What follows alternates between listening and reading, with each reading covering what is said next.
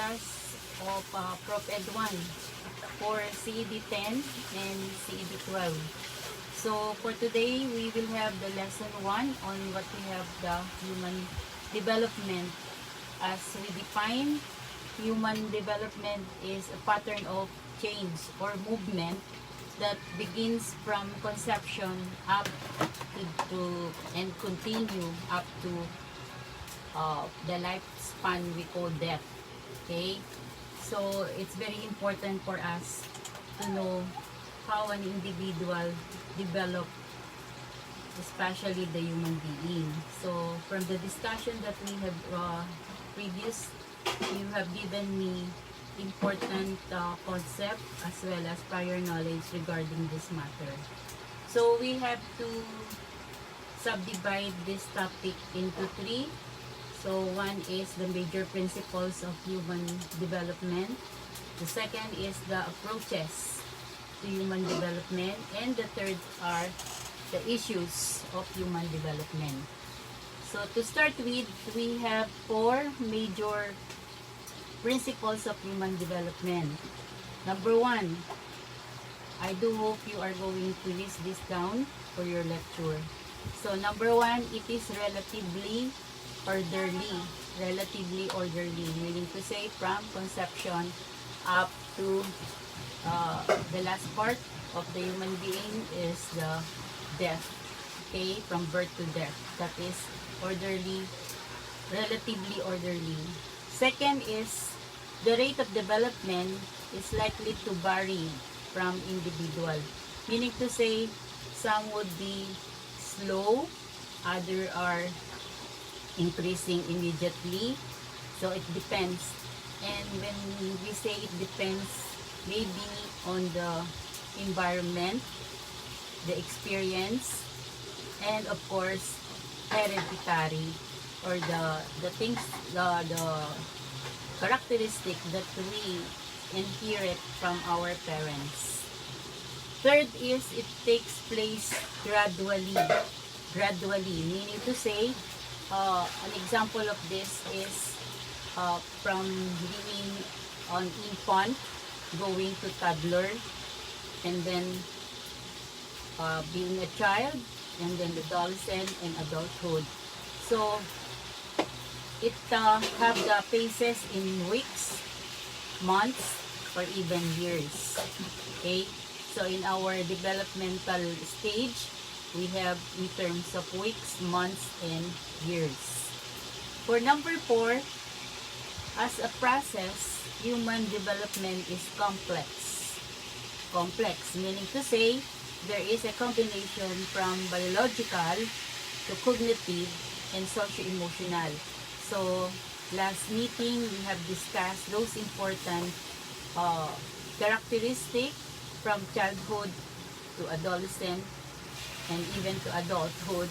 We have this kind of process which is complex. So I repeat, the 4 major principles of human development.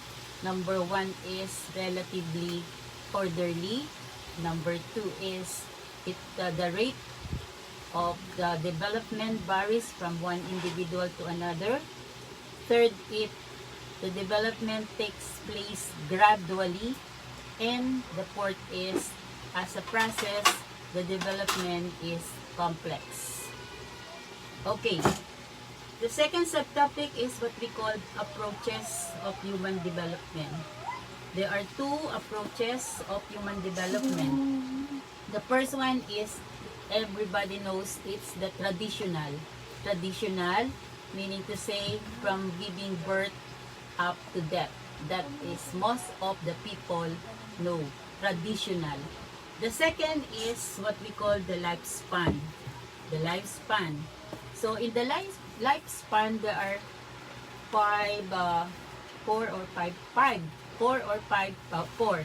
characteristics of human development. 4 characteristics of human development in terms of lifespan approach. Number 1, it is a lifelong. So meaning to say, from birth down to death or the adulthood, there would be some changes that will happen. So as I've said in the previous meeting, that even adult, there is what we call, still there are changes that may happen. Number 2 is what we call multidimensional. Multidimensional, as mentioned earlier, the complexity of human development is biological, cognitive, and socio-emotional. So that is why it is called multidimensional. Okay? Number 3, it is plastic. Okay, plastic. Why plastic? Because it may refer to what we call elasticity. Elasticity. So meaning to say, you can mold from one object to another object. So there is a change in terms of forms or figures. That is why it's called plastic. Okay, and the last characteristic of the lifespan approach is contextual. Contextual. Why contextual? Meaning to say, because of the different experiences, because of the environment, or because of heredity, there are a lot of change from when you are in your childhood days, then adolescent. Right now, you are in your adolescent stage, and maybe in the last part, which is the adulthood. So these are the 4 characteristics of lifespan approach in human development. So I repeat, what are these 4? Number 1 is lifelong. Number 2 is multidimensional. Number 3 is plastic. And number 4 is contextual. Okay, so that is our second subtopic for this human development. And the last one is what we call issues that may concern human development. So actually, I just chose 3 important issues for this human development that we are going to discuss.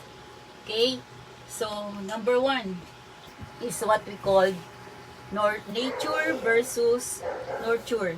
Nature versus nurture. So when we say nature, again, it refers to heredity. So the genes of our parents, and maybe would be the result of what you are in terms of behavior or other characteristic. Then nurture refers to the environment. So how or who and why are the things that surround the child or the person, no? So who are those members of the family or relatives, and then what kind of residency they belong, or society they belong, or barangay they belong. And then the third is the experiences that you might be doing or having on that particular area. So that is nature versus nurture. Now what about the second is stability versus change. Stability, stable, constant, meaning to say whatever you have learned or experienced in your childhood will be also the same that you are going to experience during your adolescence or adulthood. And then the change, no? So as we have said, are there changes? From the definition that I have given in human development, it's a pattern of change or movement. And the third or the last one is continuity versus discontinuity.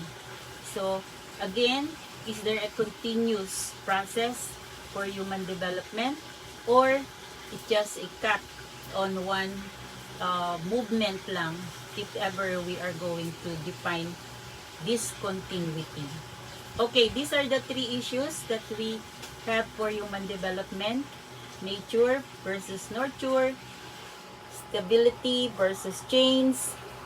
The last one is continuity versus discontinuity. Okay, so I have given you the 3 subtopic for this lesson 1, which is human development, and you are going to do some reflection, or as I mentioned earlier, the third subtopic that we have is the issues of human development, which is number 1 is nature versus nurture, number 2 stability versus change, number 3 continuity versus discontinuity. Okay, up to now or at present, there is no such specific answer for these two areas in which the issues are going to get the answer. It is always on the part of having a debate on this matter. Okay, and in addition, with human growth development, human development are the 3 important goals. The 3 important goals, number 1 is growth, number 2 is maintenance, and number 3 is regulation. Okay, meaning to say, in order for us to grow and develop, so yun, growth number 1 is having this in terms of biological, no? In terms of heredity, there are a lot of proteins we need in order for us to grow. For maintenance, meaning to say, we have to take important nutrition that our body needs in order for us to be healthy. And of course, regulation. When we say regulation, this is very important because most of the time, people are disobeying in terms of regulation. So, meaning to say the right amount and the right time that we have to observe in order for us to become healthy, to grow healthy, and to develop healthy.